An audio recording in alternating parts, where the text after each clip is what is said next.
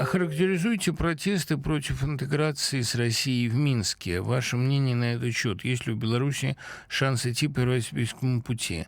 Друг дорогой, к сожалению, подруга точнее, главная проблема в том, что рабство не проходит даром. И 25 лет фактического рабства в Белоруссии, которое мы наблюдали, оно тоже даром не прошло. Я не верю, что там при Лукашенко успела сформироваться внятная позиция. Конечно, Лукашенко стилистически целен, и при нем может возникнуть стилистически цельный протест.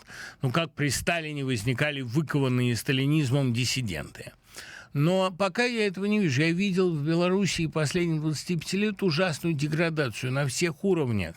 И большой литературы за последнее время я там не видел, хоть отдаленно сравнимый с Короткевичем и даже с Алексеевич. Я не видел за последнее время там серьезной драматургии, кинематографа. Не видел я там ничего, что могло бы как-то спровоцировать культурный взрыв. А раз этого нет, то нет и оппозиции никакой. Большое ощущение, что нет. Вот Александр Жалковский прислал